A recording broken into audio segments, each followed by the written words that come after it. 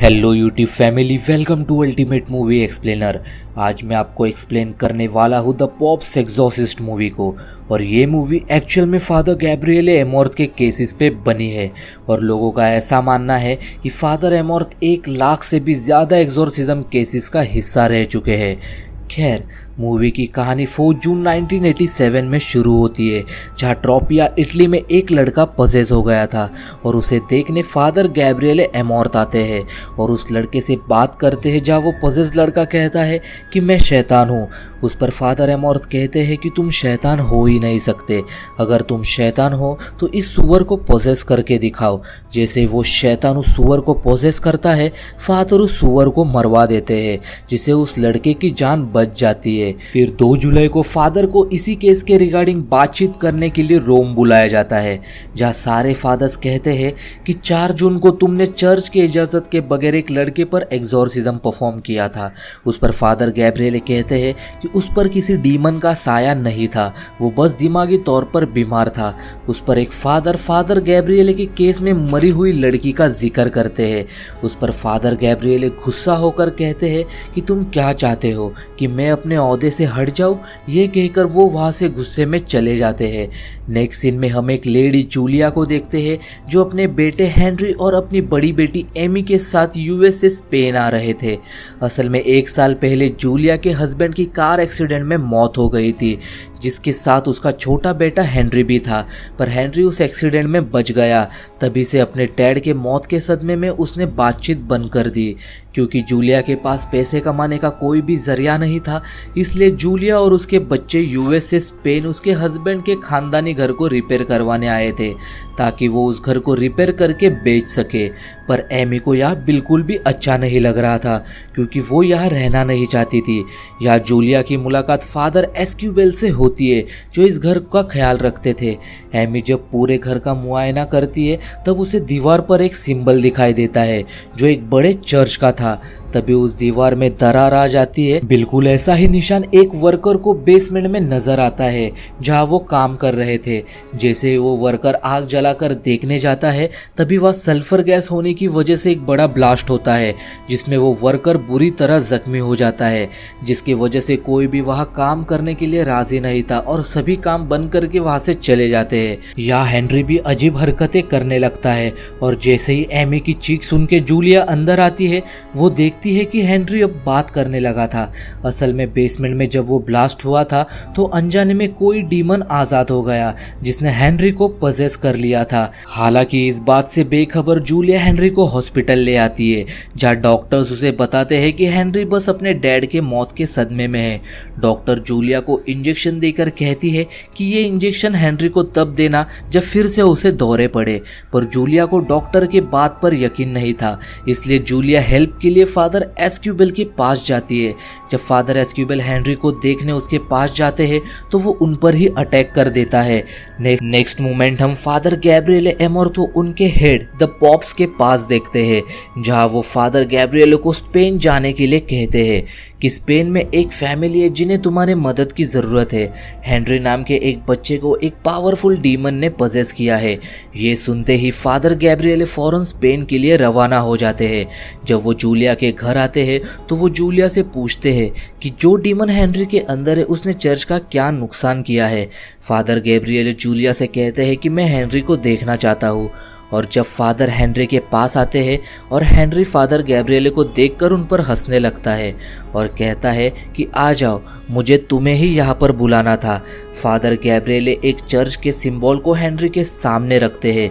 तब हम हेनरी के आंखों में उस डीमन को देख पाते हैं। जब फादर उस डीमन से उसका नाम पूछते हैं, तो वो अपना नाम बताने से मना कर देता है, क्योंकि अगर डीमन का नाम पता चल जाए तो उसे काबू में करना आसान हो जाता है। वो डीमन फादर गैब्रिएले को कायर और डरपोक बुलाता है। असल में फादर गैब्रिएले पहले आर्मी में थे, पर उनके सामने उनके साथियों को मार दिया गया, पर पर उन्होंने कुछ भी नहीं किया, बस उन्हें मरने दिया। इसलिए फादर गैब्रिएले जानते थे कि ये डीमन बस उनके दिमाग के साथ खेल रहा है। तभी वो डीमन हेनरी के अंदर से एक मरे हुए चिड़िया को उगलता है, जिसे देखकर फादर डर से बाहर आ जाते हैं और जूलिया से कहते हैं कि हेनरी को एक डीमन ने पजेस किया है और ये इतना पावरफुल है कि इसे एक्सोर्सिज्म से बाहर निकलना मुश्किल है, और अगर हमने जल्द ही कुछ नहीं किया तो हेनरी की जान भी जा सकती है। वो जूलिया को ये भी बताते हैं कि हेनरी अपने डैड के मौत के सदमे में था, जिसकी वजह से उस डीमन को हेनरी को पजेस करना काफ़ी आसान हो गया। दूसरी तरफ एमी को भी वो डीमन उसके डैड के आवाज़ में फ़ोन पर डराने लगता है। यहाँ फादर एस्क्यूबेल और फादर गैब्रिएल हेनरी पर एक्सोर्सिज्म करने की तैयारी कर रहे थे। जब वो दोनों एक्सोर्सिज्म परफॉर्म करने हेनरी के पास जाते हैं, तब वो डीमन दोनों की पिछली ज़िंदगी के बारे में बताने लगता है। वो गैब्रिएले से कहता है कि तुम्हारे वजह से एक लड़की मरी थी, और एस्क्यूबेल से कहता है कि तुम एक प्रीस्ट हो ना, फिर भी गलत काम करते हो। ये सुनते ही फादर एस्क्यूबेल गुस्से में हेनरी का गला दबाने लगता है, पर फादर गैब्रिएले उसे रोक देते हैं, जिसकी वजह से उनका एक्सोर्सिज्म पूरा नहीं हो पाता। फादर एस्क्यूबेल यहाँ गैब्रिएले को अपनी कहानी बताते हैं कि मुझे एक लड़की से प्यार हुआ था जिसमें हमसे कुछ गलत काम हो गया, और जब से उसे पता चला कि मैं प्रीस्ट हूँ उसने मुझे छोड़ दिया। ये सारी बातें फादर गैब्रिएले से कह के एस्क्यूबेल को काफ़ी हल्का महसूस होता है।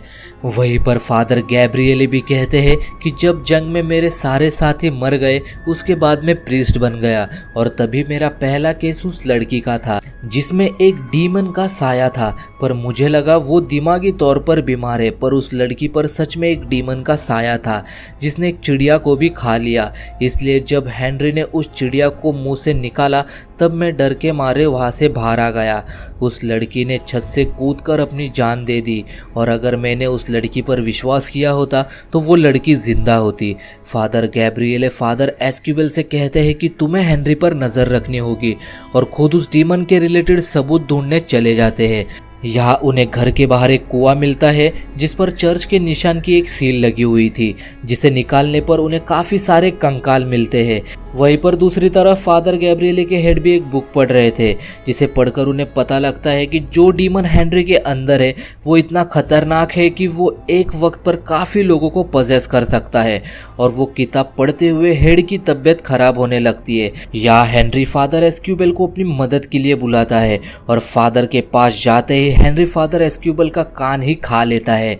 यहाँ वो डीमन एमी पर भी हमला करता है और जूलिया को भी मारने की कोशिश करता है, पर तभी ऐन समय पर फादर गैब्रिएले वहाँ आकर जूलिया को बचा लेते हैं, और फादर एस्क्यूबेल को उस कुएं के पास ले आते हैं और उसे बताते हैं कि जब जूइश क्रिश्चियन में कन्वर्ट हुए थे और जिन्होंने कन्वर्ट होने से इनकार किया, सज़ा के तौर पर उन्हें इस जगह बंद कर दिया गया था। जब वो दोनों बेसमेंट में आते हैं तब उन्हें वैसे ही निशान वाला एक दरवाज़ा मिलता है, जिसे तोड़कर जब वो अंदर जाते हैं तो उन्हें वहाँ बहुत सारे कंकाल मिलते हैं, जिसमें एक कंकाल एक प्रीस्ट का था जो एक पिंजरे में बंद था। तब उन्हें वहाँ और एक दरवाज़ा मिलता है जिसकी चाबी उन्हें उस प्रीस्ट के कंकाल के पेट से मिलती है। जब वो डोर खोल के आगे बढ़ते हैं तो गैब्रिएले को वहाँ सबसे बड़े प्रीस्ट का एक कंकाल मिलता है। गैब्रिएले एस्क्यूबेल से कहते हैं कि यहाँ एक डीमन ने बहुत सारे लोगों को पजेस कर लिया था, और उसका एक्सोर्सिज्म जब यहाँ हो रहा था तब वो एक्सोर्सिज्म कामयाब ना हो पाया, इसलिए डीमन का पता चलते ही इस जगह को ऐसे ही बंद कर दिया गया। और लगता है कि जो हेनरी के अंदर डीमन है वो यही है। वो डीमन हेनरी के अंदर बस इसलिए आया था ताकि वो फादर गैब्रिएले को पजेस करके चर्च और गॉड के नाम पर उससे बुरे काम करवा सके। यहाँ फादर गैब्रिएले को एक किताब मिलती है जिसमें उस डीमन के बारे में लिखा था और उसका नाम भी।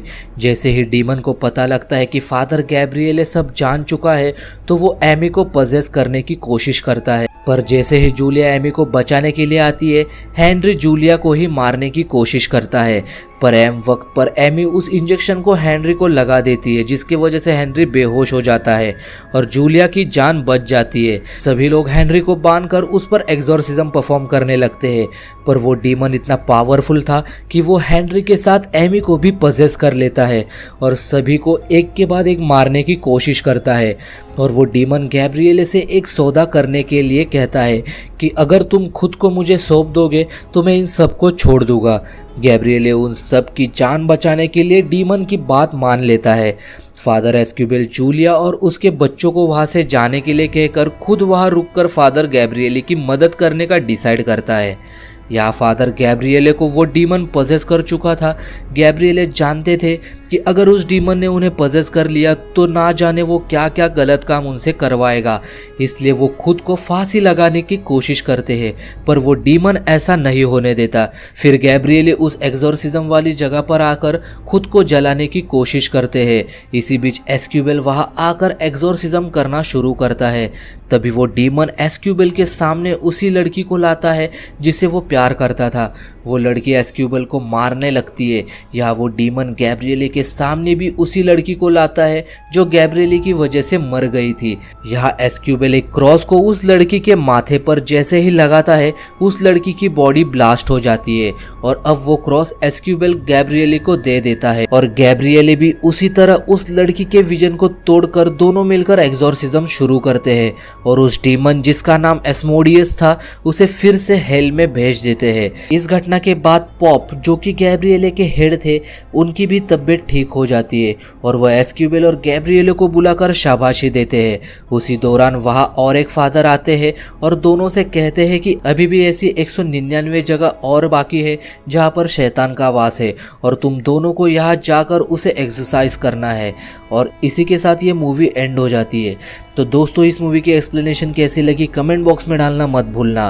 वीडियो अच्छी लगी हो तो वीडियो को लाइक और चैनल को सब्सक्राइब कर देना। हम मिलते हैं अगली वीडियो में न्यू मूवी एक्सप्लेनेशन के साथ। Till then stay safe, thanks for watching, bye.